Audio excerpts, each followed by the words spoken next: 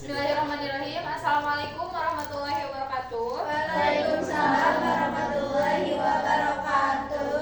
Selamat pagi menjelang siang semuanya. Siang. Baik yang terhormat Bapak Dodi Paritodi Teguh SEMH dan kepada teman-teman sekalian. Di sini kami kelompok 3 akan mempresentasikan tentang monopoli dan persaingan usaha tidak sehat. Saya Dea Melani sebagai moderator dan saya tidak sendiri di sini. Di samping saya ada saya Siti Salvahan Diani sebagai pemateri pertama. Saya Saulia sebagai pemateri kedua. Saya Naufal Musraka sebagai pemateri ketiga. saya Melani Pebino sebagai pemateri terakhir. Baik, untuk mempersingkat waktu, untuk mengefektifkan waktu, kita mulai saja ke pembahasan pertama yang akan disampaikan oleh Siti Salva. Kepadanya disilakan. Oke, di sini saya akan menjelaskan mengenai definisi monopoli. Monopoli sendiri berasal dari bahasa Yunani yang berasal dari kata monos dan polein. Monos yang artinya tunggal dan polein artinya penjualan. Secara harfiah, maka dari itu secara harfiah monopoli dapat diartikan sebagai penjualan tunggal. Kemudian menurut KBBI, pengertian monopoli didefinisikan sebagai pengadaan barang dagangan tertentu, baik itu dari pasar lokal maupun nasional, dan sekarang sekurang-kurangnya sepertiga dari pasar tersebut dikuasai oleh orang maupun suatu kelompok sehingga harga dari barang dapat dikendalikan. Kemudian para ahli ekonomi memiliki beberapa pendapat. Salah satunya yaitu menurut Richard Posner mendefinisikan pasar monopoli sebagai keadaan di mana terdapat hanya satu penjual dalam suatu industri. Dan karena tidak adanya pesaing, penjual ini memiliki kekuatan pasar yang signifikan. Kemudian, menurut undang-undang yang berlaku yang tertuang dalam Undang-Undang Nomor 5 Tahun 1999 tentang larangan praktik monopoli dan persaingan usaha tidak sehat, mengartikan kegiatan monopoli ini merupakan penguasaan atas produksi atau pemasaran barang atau penggunaan jasa-jasa tertentu oleh satu kelompok pelaku usaha saja dan tidak memiliki kompetitor lainnya. Kemudian ada jenis-jenis monopoli. Dikutip dari artikel berjudul Parameter Hak Monopoli Badan Usaha Milik Negara dalam Perspektif Persaingan Usaha di Indonesia dalam Journal of Judicial Review, monopoli dibedakan menjadi 3 jenis, yaitu yang pertama ada monopoli alamiah atau natural monopoly. Monopoli alamiah adalah monopoli yang disebabkan oleh keadaan alam tertentu atau tercipta dengan sendirinya sehingga pelaku usaha lainnya kalah bersaing. Kemudian yang ketiga ada monopoli berdasarkan hukum atau monopoli by law, yang artinya jenis monopoli ini dapat disebut juga dengan monopoli undang-undang. Monopoli berdasarkan hukum adalah monopoli pemberian negara yang dilindungi oleh ketetapan peraturan perundang-undangan dan regulasi lainnya. Kemudian yang ketiga ada monopoli karena perjanjian. Jenis monopoli ini merupakan monopoli yang berasal dari perjanjian kerjasama dengan satu atau lebih pelaku usaha lain yang bertujuan untuk mengurangi adanya persaingan atau dengan maksud menguasai perusahaan lainnya. Sudah, terima kasih kepada Siti Salva yang sudah memaparkan materinya mengenai definisi dan jenis-jenis monopoli. Selanjutnya materi yang akan disampaikan oleh Rafael Aulia, kepadanya disilakan. Terima kasih moderator. Yang pertama itu pengertian monopoli. persaingan usaha tidak sehat. Pengertian persaingan tidak sehat maksudnya. Persaingan usaha tidak sehat adalah persaingan yang dilakukan dengan cara tidak jujur, melawan hukum, atau menghambat persaingan usaha yang sehat. Persaingan tidak sehat dapat terjadi dalam berbagai bentuk, baik secara langsung maupun tidak langsung. Nah, selanjutnya yaitu ciri-ciri persaingan tidak sehat. Ada 6 ciri persaingan tidak sehat. Yang pertama itu menghilangkan atau menghambat pelaku usaha lain. Nah, pengertiannya itu persaingan tidak sehat bertujuan untuk menguasai pasar dan menyingkirkan pesaing.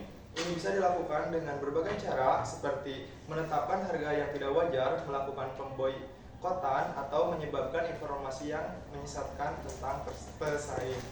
Selanjutnya, menciptakan monopoli. Nah, persaingan tidak sehat dapat menyebabkan monopoli, yaitu kondisi di mana hanya satu pelaku usaha yang menguasai pasar. Hal ini akan mengurangi pilihan konsumen dan dapat menyebabkan kenaikan harga yang tidak wajar. Selanjutnya yang ketiga, menggunakan cara-cara yang tidak etis.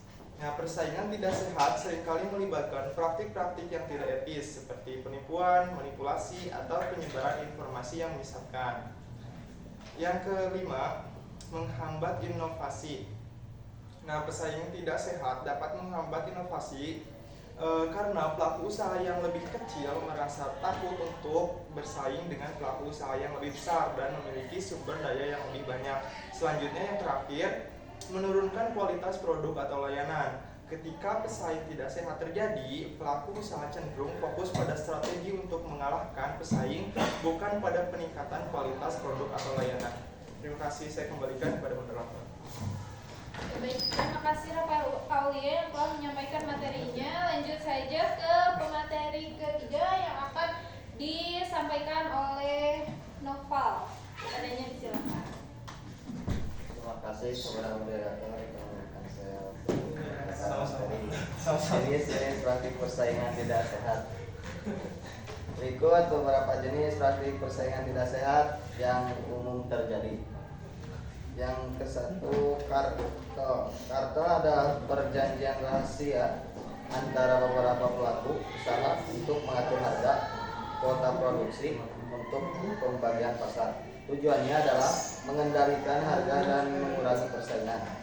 Untuk yang kedua, ada pemboikotan. Pemboikotan adalah tindakan kolektif untuk menghentikan atau membatasi hubungan bisnis dengan pelaku usaha tertentu. Tujuannya untuk menekan atau menyingkirkan pelaku usaha tersebut dari pasar. Yang ketiga, ada diskriminasi harga. Diskriminasi harga adalah praktik menetapkan harga berbeda untuk produk dan atau layanan yang sama kepada konsumen yang berbeda. Tujuannya adalah untuk memberikan keuntungan bagi konsumen tertentu dan merugikan konsumen lainnya. Yang keempat, iklan yang menipu. Iklan yang menipu adalah iklan yang memberikan informasi yang tidak benar atau menyesatkan tentang produk atau layanan. Tujuannya untuk menarik konsumen dan merugikan pesaing. Yang kelima, ada monopoli. Monopoli adalah kondisi di mana hanya satu pelaku usaha yang menguasai pasar.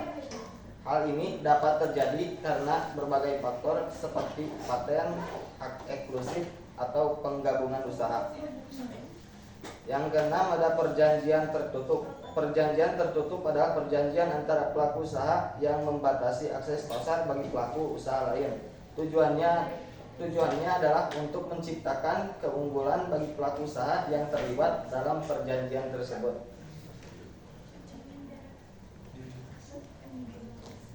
Selanjutnya, penguasaan pasar. Penguasaan pasar terjadi ketika beberapa pelaku usaha menguasai lebih dari 50% pangsa pasar suatu jenis barang atau jasa.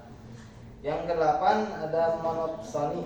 Monopsoni terjadi ketika hanya ada satu pembeli suatu jenis barang atau jasa. Untuk sekian materi dari saya kembalikan kepada moderator. Baik, terima kasih. Materi selanjutnya adalah mengenai dampak negatif monopoli dan persaingan usaha tidak sehat yang akan dipaparkan oleh saya sendiri. Ada 3 kategori. Yang pertama ada dampak terhadap konsumen, dampak terhadap produsen, dan dampak terhadap perekonomian secara keseluruhan. Yang pertama, ada dampak terhadap konsumen. Nah, di sini ada 4 poin juga.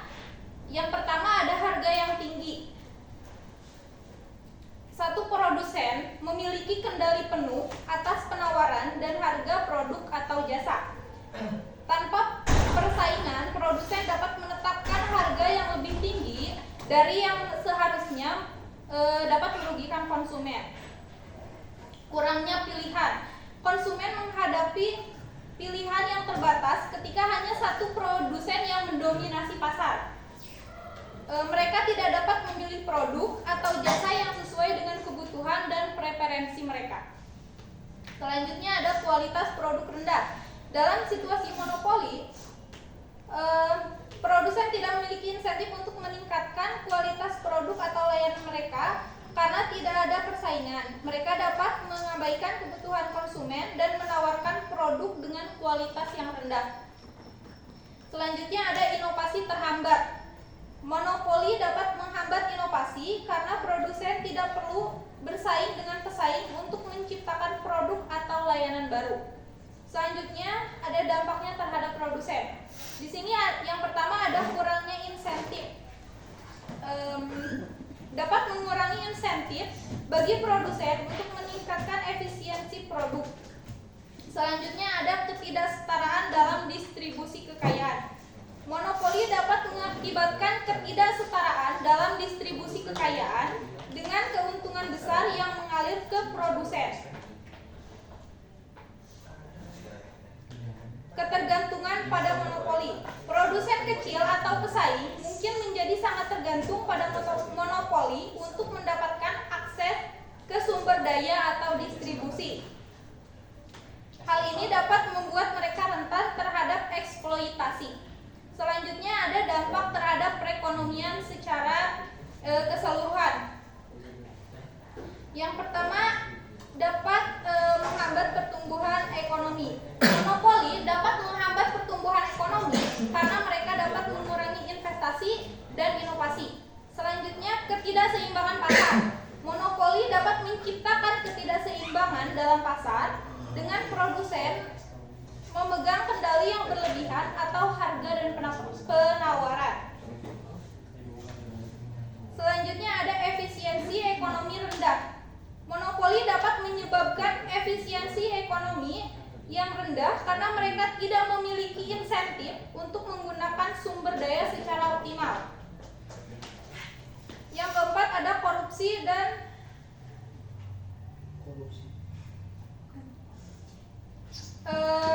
monopoli dapat menciptakan peluang untuk korupsi dan kolusi antara produsen monopoli dan pejabat pemerintah. Selanjutnya yang terakhir ada ketidakadilan sosial. Monopoli dapat memperburuk ketidakadilan sosial dengan menciptakan konsentrasi kekayaan di tangan segelintir orang. Nah, mungkin hanya itu yang dapat saya sampaikan. Materi selanjutnya, materi terakhir juga yang akan disampaikan oleh Melanie. Kepadanya silakan. Oke, terima kasih moderator. Di sini saya akan menjelaskan upaya pemerintah dalam mengatasi monopoli dan persaingan tidak sehat. Pemerintah Indonesia telah berupaya untuk menciptakan iklim persaingan usaha yang sehat dan adil melalui berbagai kebijakan, pengawasan, dan penegakan hukum. Hal ini penting untuk mendorong pertumbuhan ekonomi yang berkelanjutan, meningkatkan kesejahteraan masyarakat, dan melindungi konsumen dari praktik-praktik bisnis yang merugikan. Yang pertama, kebijakan persaingan usaha. Undang-Undang Nomor 5 Tahun 1999 tentang larangan praktek monopoli dan persaingan usaha tidak sehat merupakan dasar hukum utama dalam mengatur persaingan usaha di Indonesia. Undang-undang ini bertujuan untuk mencegah dan mengatasi praktik monopoli dan persaingan usaha tidak sehat yang dapat merugikan kepentingan umum.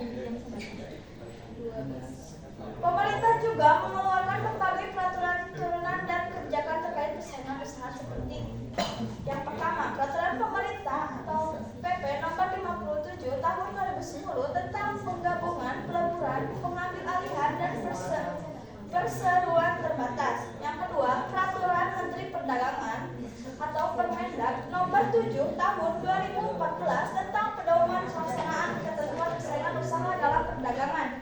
Yang kedua, pengawasan terhadap pelaku usaha.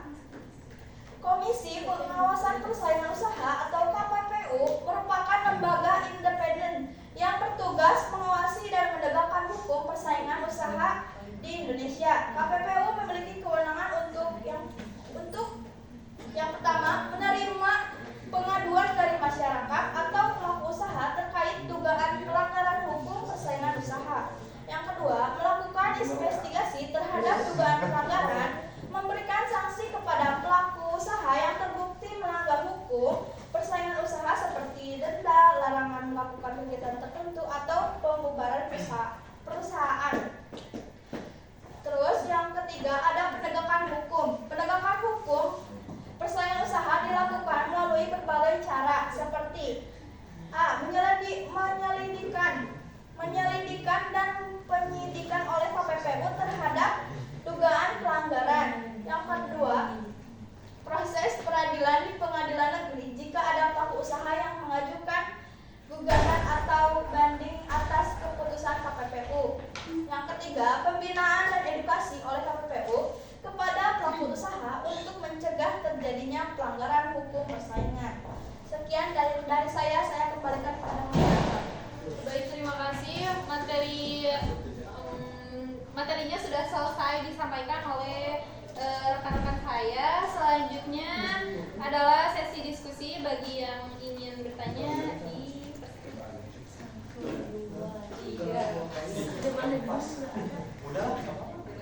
Sebelah sini ada yang mau.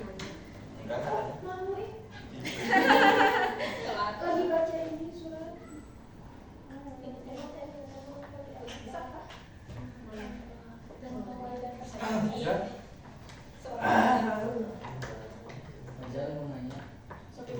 Boleh. Tadi terkait jenis-jenis monopoli kan ada 3 kalau salah. Ya. Monopoli alamiah, terus berdasarkan hukum dan juga perjanjian. Nah itu teh yang dimaksud monopoli alamiah teh Kayak gimana? Contohnya kalau bisa semua dari itu teh Masih gimana gitu? Siap.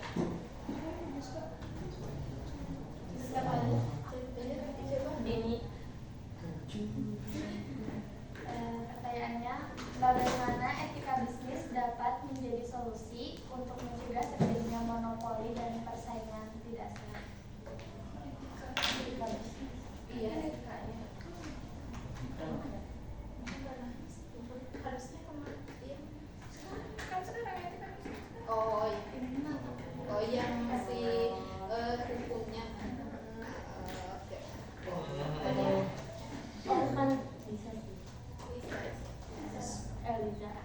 Izin bertanya ya. Ketiga.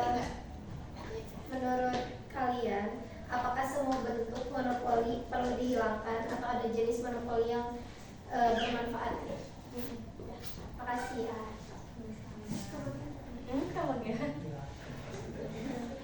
Mungkin Ada Enggak. nambahin. Pertanyaannya gini, apakah monopoli selalu merugikan konsumen atau ada situasi di mana justru monopoli dapat meningkatkan efisiensi ekonomi Indonesia? Di Indonesia mungkin. Nanti kalau ada yang di Indonesia gitu contohnya. Ya, masih Kirim pertanyaan mungkin? Iya. Oh, di grup etika. dikat dulu. Di hukum? Ini teh. Di etika Masih sama. Oh, sama. Ya. Satu grup. Oh. Dikat dulu ya. Ditanggung dulu ya. Dulu ya, kita izinkan kami untuk berdiskusi. Dikat dulu aja.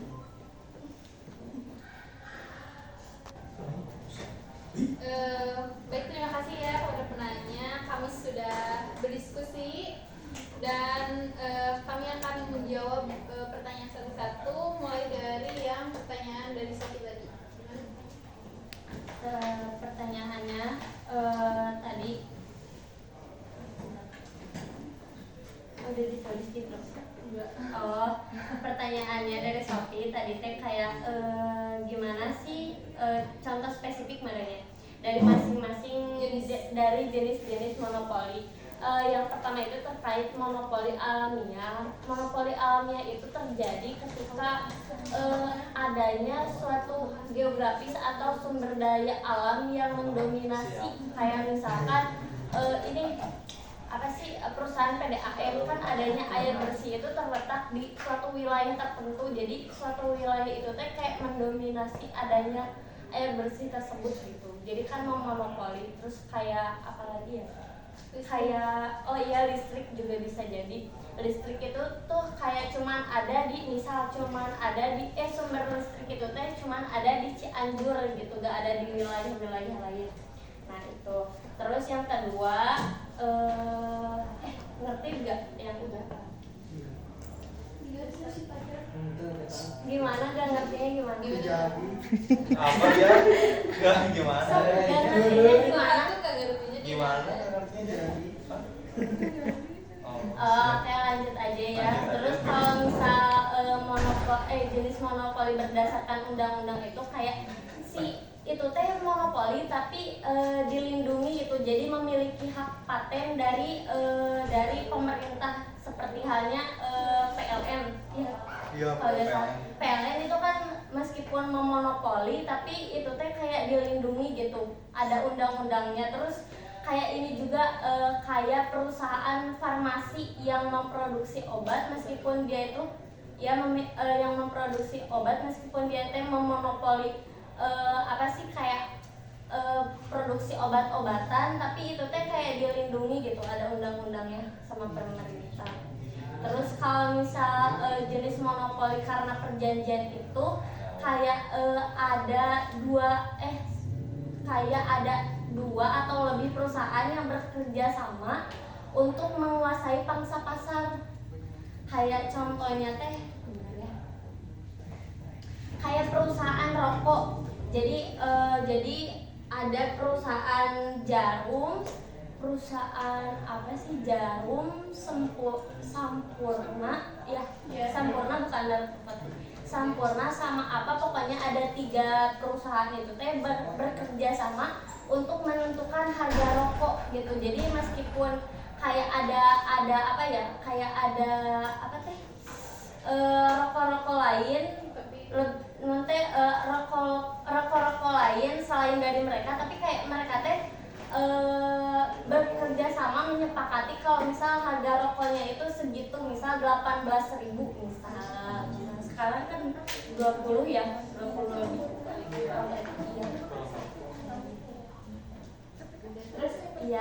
Terus ini juga mungkin nyangkut sama nanti itu bakal nyangkut sama pertanyaan Eliza, terus Wita juga. Kecuali Dini mungkin nanti.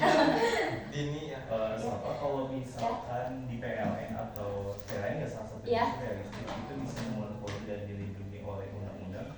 Kayak ada potensi gak sih misalkan merugikan konsumen, misal harga listrik itu awalnya harganya segini tiba-tiba langsung ada segini. Jadi naik gitu. Iya, jadi ada potensi gak bisa merugikan konsumen gitu? Tapi kalau misal dampak negatif dari monopoli mah ada aja gitu.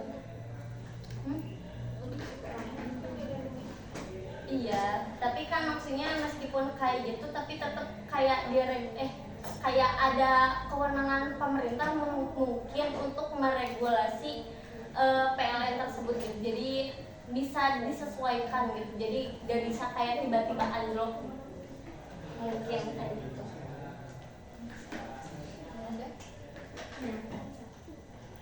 Ada lagi tambahan? Nggak bisa salah dengar. Boleh. Boleh. Gak apa-apa kalau misal salah dengar. Itu bisa salah dengar kayak era dulu. Nah, nyambung juga sama pertanyaannya Eliza ya, yang barusan itu kan tentang jenis-jenis gitu. Nah, sedangkan pertanyaannya itu tadi kayak menurut pendapat kalian, apakah semua bentuk monopoli perlu dihilangkan atau ada jenis monopoli yang bermanfaat? Nah, bukan salah satunya ya, tapi ada tadi yang beberapa jenis tadi itu kan monopoli yang bermanfaat seperti kayak alamiah yang kayak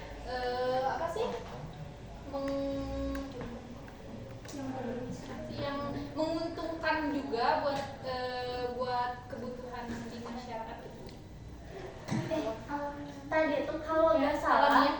jadi ada kayak ada dampak baiknya gitu dari yang tadi perusahaan PLN. Jadi si pemerintah itu teh kayak bisa menyesuaikan harga listrik itu di semua wilayah teh sama gitu. Gitu kalau nggak salah. Bukan tergantung ini ya. Apa iya? Iya, tergantung maksudnya. Iya, jadi kayak bisa disesuaikan gitu loh. Jadi harga teh nggak misal di di satu wilayah itu teh. Oh misal gini, kayak misal di pelosok bukan di pelosok, di wilayah yang kecil-kecil mah mungkin harga listriknya teh bisa disesuaikan lebih murah mungkin. Kalau misal di di wilayah yang berkembang mah izin bukannya kalau misalnya listrik gitu mah tergantung si kilometernya kan, misalnya teh 1.500 teh berarti berapa gitu ya, berarti disesuaikannya dari itu nggak sih? Iya.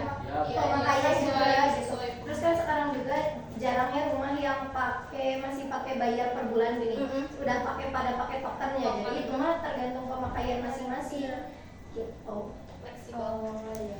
Mau nyadar nggak sih? Ini agak mengganjal gitu. Ini kan tadi tuh soal PLN kan ada dibolehkan buat memonopoli gitu kan, dan itu tuh dilindungi. Berarti kalau misalnya nggak ada pihak swasta yang bisa bikin usaha di bidang listrik, benar nggak sih? Jadi kayak pemerintah itu nutup benar-benar ini tuh sumber energi buat kendaraan ini, jadi swasta dulu gitu nggak sih? Sejauh ini kalau nggak salah di kayak pernah dibahas ini tuh sama Pak Dodi, kayak PLN itu kan nggak semuanya dari PLN itu dari apa sih? Tenaga apa? Ada listrik, ada surya. Iya, pokoknya bersaing sama ini, sama Itu dari batu bara. misal dari batu bara. Terus pernah dibahas sama pesaingnya itu tenaga listrik dari air kalau nggak salah, tapi tetap aja kayak si PLN itu kayak menguasai pasar kayak lebih besar gitu, lebih besar daripada si yang tenaga listrik yang pakai air. Karena lebih efektif gak sih gitu. Udah benar-benar dikuasai banget sama itu. Jadi sekalipun ada misalnya perusahaan yang emang Bisa di tenaga itu juga gitu, pasti bakal kurang efektif karena ngambil dari apa lagi gitu, karena kan semuanya juga udah dikuasai sama PLN. Mungkin jawabannya itu di keputusan PLN itu sendiri udah matang kali ya, nggak ada perusahaan lain yang bisa menyanyikan. sejauh ini Sejauh so far mah gitu. Nah, bisa juga karena tadi juga karena monopoli alamnya, jadi kayak kondisi geografis. memungkinkannya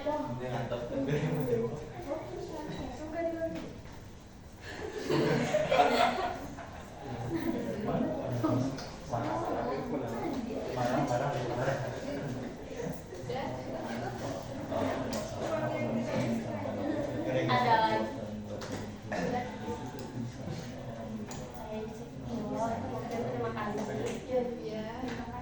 Terima kasih kepada Sabri yang sudah menonton. lanjut saja ya. Ayo, Juga nyambung. nyambung, cuman aku pengen agak jelasnya gitu sedikit aja. Apa? Ya, yang benar-benar selain PLN gitu yang memonopoli apa aja sih gitu. Terus apakah itu kan menguntungkan atau Pertamina juga, setahu aku Pertamina juga memonopoli pasar apa sih? Minyak bumi ya. Ya, Ya kan? Pertamina apa ya? Itu juga menguntungkan PLN. Bisa dijawab. Iya, PLN. Itu sih mungkin contohnya 3. Kalau dari segi kalau sekali juga kan Pertamina tuh ada saingannya ya, ada sel Oh, dan iya. yang lainnya. Mungkin kalau monopoli itu dari uang nggak sih? Pak Dodi kan pernah menjelaskan dari pencetakan uang. Oh iya. Pencetakan uang kan satu-satunya ya. itu kan Iya, benar-benar dimonopoli oleh dimonopoli. pemerintah. Pemerintah jadi Itu nggak apa bisa sih diproduksi. nama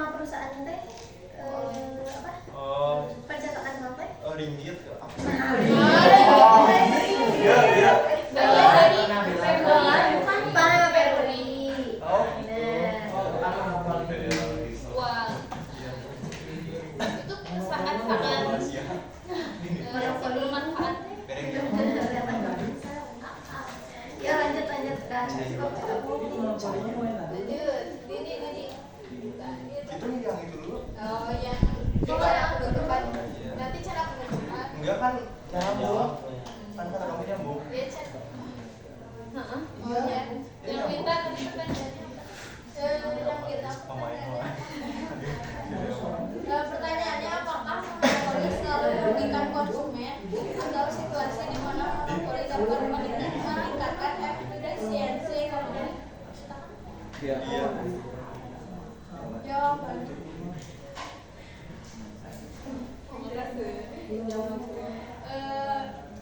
Jawabannya, monopoli sering dianggap merugikan konsumen karena dapat menyebabkan harga tinggi, kekurangan pilihan, dan terhambatnya inovasi. Namun dalam beberapa situasi, monopoli dapat meningkatkan efisiensi ekonomi. Misalnya, pada perusahaan monopoli dapat mencapai skala ekonomi yang lebih baik dan mengurangi biaya produksi, serta berinvestasi dalam penelitian dan pengembangan untuk meningkatkan kualitas produk.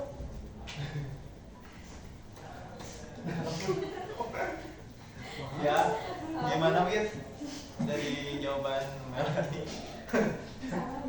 Bingung sama. Apa pertanyaan? Apakah monopoli selalu merugikan Merugikan. konsumen atau ada situasi di mana monopoli dapat meningkatkan efisiensi ekonomi? Oh iya kan kalau misal selalu merugikan ya Enggak selalu. kalau ditanya selalu merugikan kan tadi ada dampak positifnya juga, berarti tidak selalu merugikan. Terus dampak positif dari monopoli juga yang pertama itu ada efisiensi skala, di mana monopoli seringkali dapat mengurangi biaya produksi per unit melalui efisiensi skala, di mana perusahaan besar mampu memproduksi barang atau jasa dalam jumlah besar dengan biaya yang lebih rendah. Hal ini dapat menghasilkan harga yang lebih terjangkau bagi konsumen jika diatur dengan baik. Terus yang kedua ada investasi dalam inovasi. Monopoli yang kuat juga terutama yang dilindungi oleh paten atau pemerintah atau hak eksklusif lainnya dapat mendorong perusahaan untuk berinvestasi dalam penelitian dan pengembangan. Dengan pengendalian yang lebih besar dari investasi tersebut, perusahaan cenderung berinovasi untuk meningkatkan produk dan layanan mereka. Kemudian yang ketiga juga bisa menstabilitas pasar. Monopoli yang dikelola dengan baik, terutama yang berbasis pada layanan publik, dapat menyediakan kestabilan pasokan barang atau jasa yang sangat penting seperti air, listrik, atau transportasi tanpa gangguan yang sering terjadi dalam pasar yang sangat kompetitif. Kemudian yang terakhir itu ada pengaturan dan pengawasan yang lebih mudah. Dalam beberapa kasus, lebih mudah bagi pemerintah atau regulator untuk mengawasi dan mengatur satu perusahaan besar dibandingkan dengan banyak perusahaan kecil. Ini dapat memastikan kualitas dan harga yang adil dalam penyediaan layanan.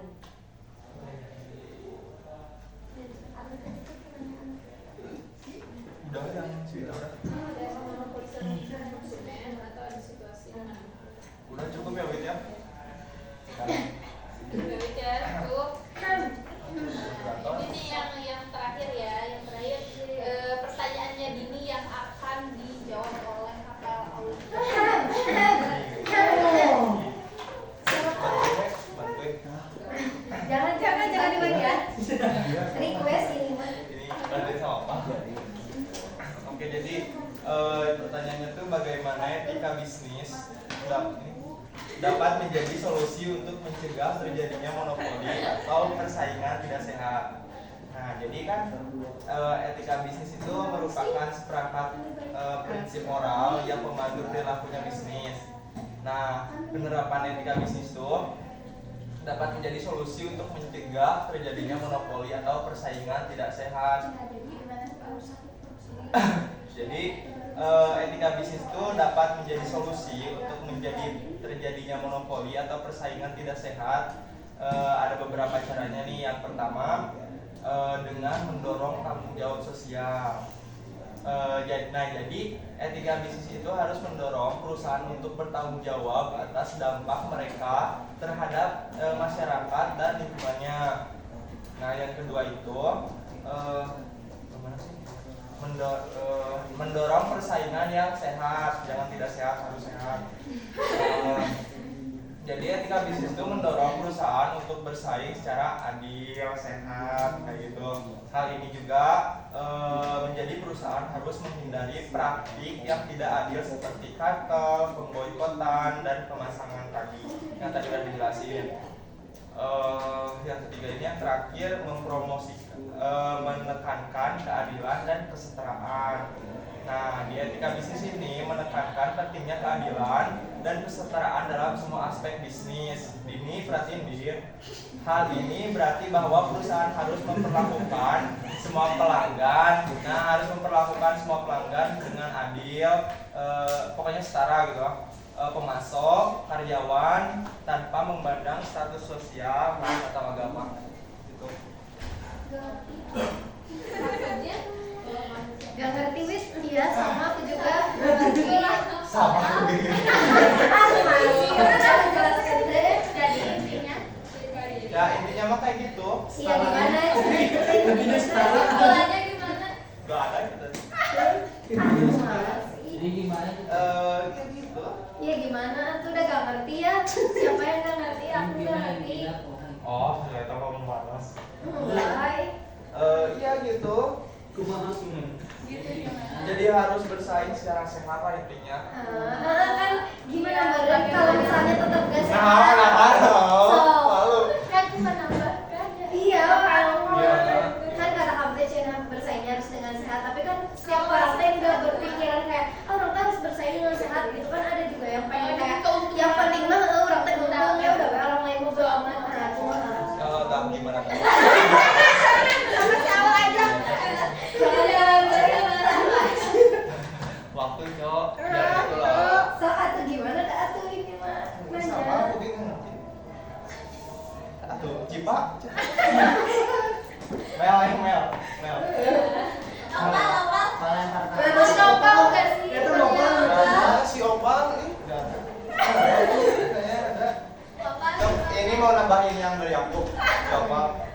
Sopan ada apa? Nah, azan dulu kan.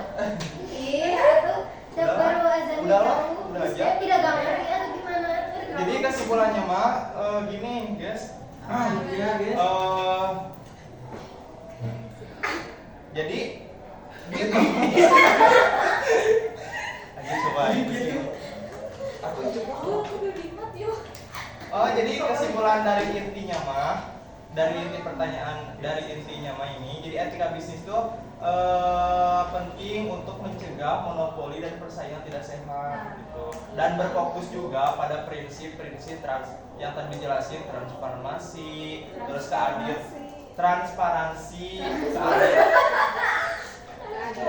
keadilan, terus tanggung jawab sosial juga. Intinya mah itu sih.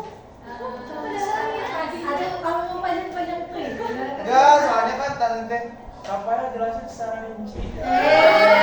Ya udah, we ambil yang iya takutnya. Perlu adil lah jadi Oh, ya kayak gitu. terima kasih ya juga nih pikiran Tapi kamu. kesimpulan yang barusan nggak ada dari penjelasan. Benar. Oh iya, udah aja. Moderator. Terima kasih, Rafael. Iya, sama-sama. Jawab nih. Jawab tangan aja. Ya, udah ya. Kesimpulan. Baik, terima kasih kepada penanya yang sudah antusias sekali dengan apa sih keterbatasan informasi kami. Kami mohon maaf. Kita tutup saja kesimpulannya dari materi kali ini adalah praktik monopoli dan persaingan usaha tidak sehat memiliki dampak yang sangat merugikan bagi perekonomian dan kesejahteraan masyarakat. Untuk mengatasi masalah ini diperlukan upaya bersama dari pemerintah, pelaku usaha, dan masyarakat dalam menciptakan lingkungan bisnis dan yang kompetitif dan berkeadilan. Cukup sekian presentasi dari kami, kurang lebihnya mohon maaf. Wabillahi taufiq wal hidayah. Assalamualaikum warahmatullahi wabarakatuh.